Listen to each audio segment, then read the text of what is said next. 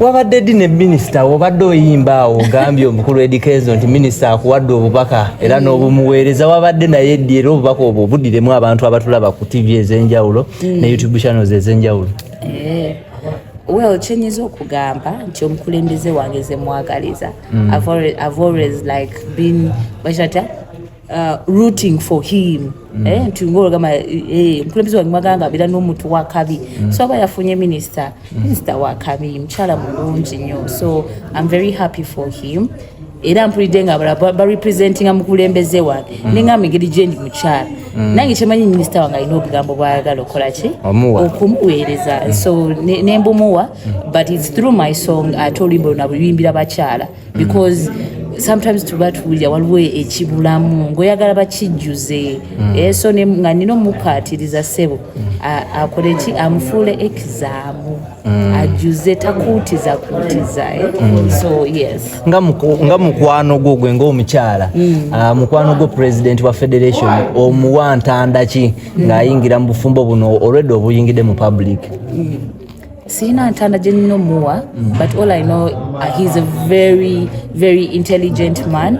He's a very humble man. He's a very noble man, hardworking. He's a family guy. So whatever step he's going to take, I'm sure he knows what to do. So me always I've always told him sina ngeri kintu na chenyiza musasula kutandikira ku music we twatandika okola fena okujjako to root for him, not of course wanakola ezibina ngija munyigira naye every step that he takes I'm sure he thinks and he nabirozaako na taking a right step, so I know he will do good. I'll be fine. Yes. Martha Mukisa mufumbo twogera ku bufumba nti twogera ku bufumbo twogera ku bufumbo tubadde twogera ku bafumbo oli mufumbo ate bafuuse bafumbo tetunaba era tetwagala kutuyita bafumbo tetunaba nabalina n'omwana sing yourself but then mbali maitogera ku baagalana kale twogere ku relationship yoli mufumbo oba olinayo omwagalwa nange munsabire kuba kati wendalabye baba agishootinze high kati oba obaddewo nga tonakutuuka ku zirevo za minisita munnaye nyinza okugoba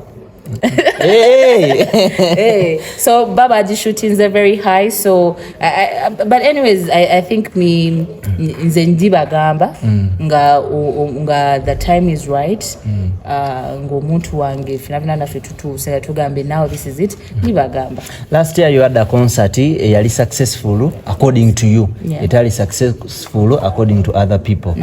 Wasobola otya okuvamu eyo embeera abantu nga bakukuba and then this year tulinawo ki? Well, embeera eyo kyenyiza okugamba nti ewange embeera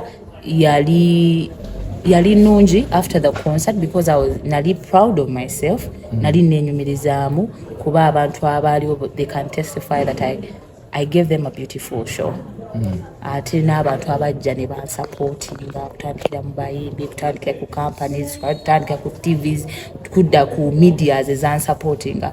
I felt that energy, the support and no kunjagala n'okulaba nti no Martha jalaga akola ki alabayo naye of course ebintu ebiba bigenda maaso abantu ku social media biku affectingamu in a way but byebinyambye okulaba nti no ate kati njagala baprovinga nti ndi wakabi etira je ntunula njagala kubeera omukyalo w'amaanyi nga olaba today we are celebrating Joanita Kawali ate n'okusingawo so nkola bukulubirire ate nendabira ne kwaba abakyala bazze because being in the industry ng'oli mukyala si kyangu naye abo abakyala abaliwo abakyali on top ababaddeko on top you know bakuzamu amaanyi because they've been very strong.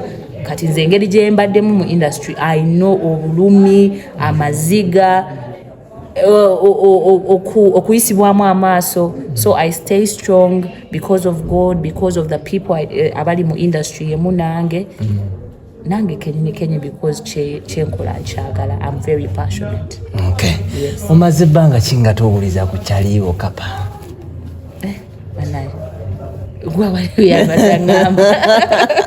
gwe alibadde aŋŋamba banange oba omuwulizaako oba ono yamuwulizaako tebunaba muwuliza ne tumusabire because ndishwa naye gyali akola bukubirire okulaba nti nno atuuka ku ddala lyendiko naye akole ki atuuke ku ddala lyendiko tanatuuka ku ddala lyoliko banaye ono mumuddemu ekibuuzo tanatuuka weebale nnyo tanatuuka ku ddala bakuzeemu alina okukola ennyo. You have to work so hard. I'm not actually trying to pull her down oba nti awulire bubi but she has to work so hard kuba kati nze level kati sikyendiko naawe ate ebyembala birala nnyo okitegeera not that worth y'omuntu yonana eri counted but ku bintu oba byatuuseko oba anything but this is music. There are things you need to do as an artist, there are things you're okutuukako as an artist, so she needs to work hard, she needs to keep on doing good music. Yeah. Martha, olabika ng'omuntu ali so humble in public era bwe tukulaba niwe tukusanga off camera obeera a very humble woman ne tulaba abantu ab'enjawulo nga bavaayo bakulipira olowooza okulipira muyimbi muno kisobola okuyisaawo kuba twalaba emabegaawo n'ebiswanka naye ng'akuyingidde bubi nnyo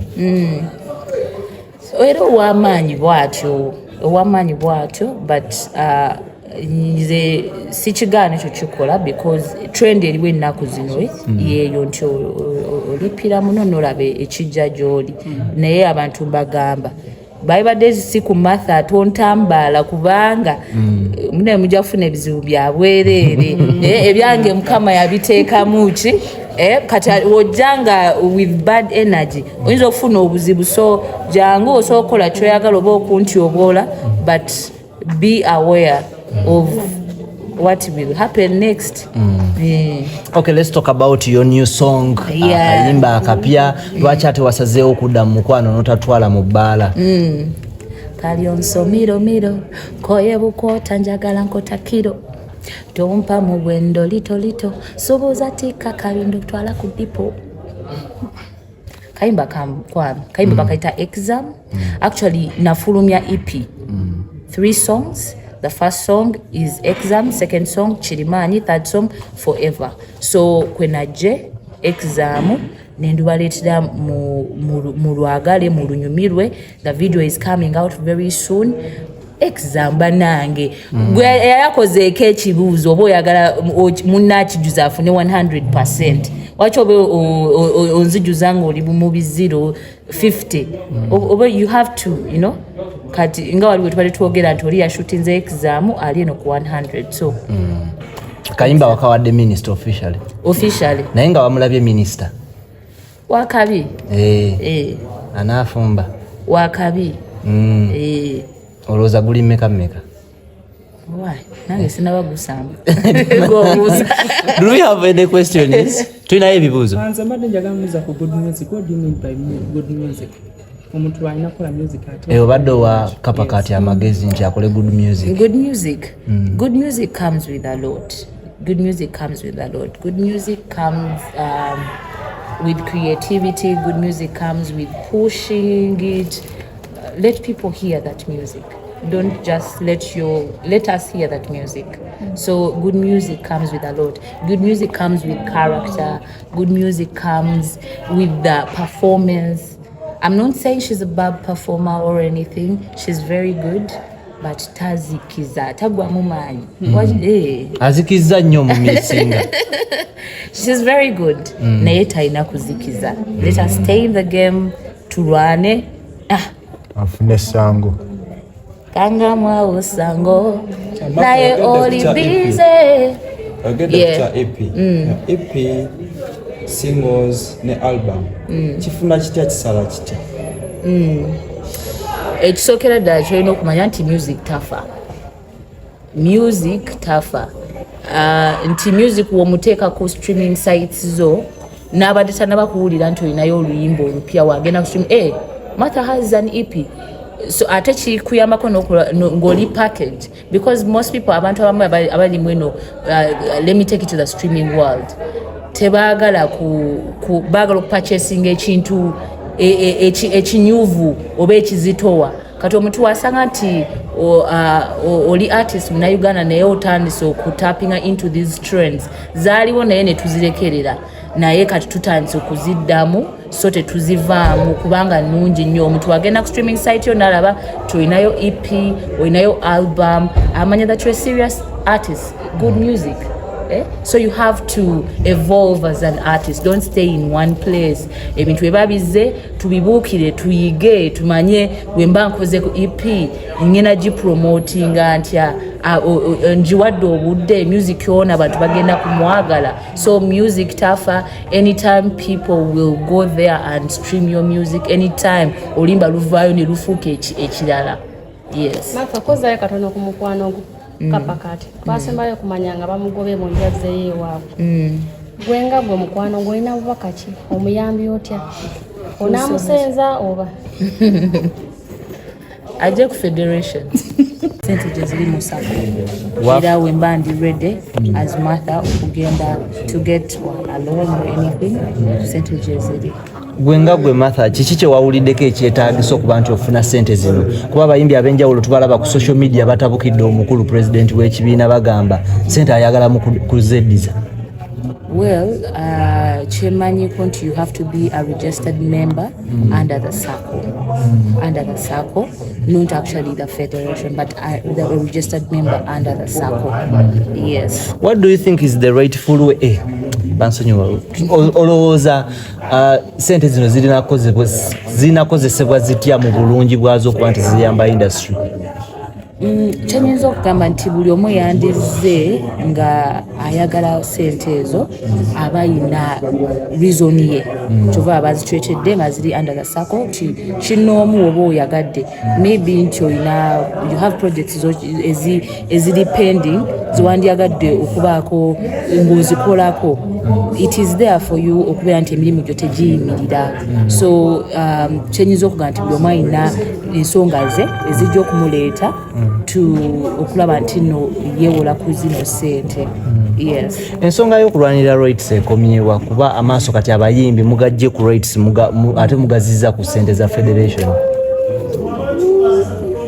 Sijja kugamba nti no ekome but let us watch the space kuba I think even this you had to watch the space until we mwalabye result so nawali eri I think the big team because it's a big team twin our leaders let us watch the space and see what is going to come next. Olowooza sente zino tezigenda kwongera just kuyuza mu industry kuba abayimbi twabalabye batandikiddewo babaganye lero twadde tucelebratinga mama waffe Joanita Kawalya n'abaganya okuspreadinga anything ekiyinza okukwagala okutwawula.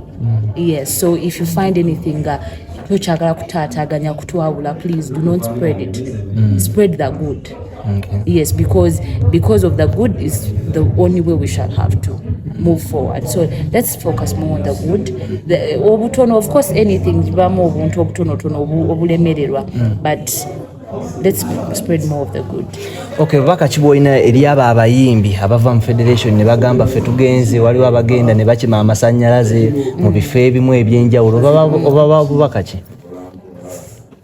Kyenyinza okugamba nti ekintu kino tekiri siroza nti waliwo anyone gwe bali mu kuforcinga so buli omu alina right ye okugamba nti I think I need to be part of this or I think this is not my thing so gw'owulira nti no I need a family oba nina wantu we neetaaga nange mbeereko ekintu ekyawamu you can join woba owulira ng'ogamba ndi okay nawe sigala jolly so don't put yourself on pressure thinking like no abe no kabakolebera abe nawe oba oli jolly nga you feel that's what you want do your thing.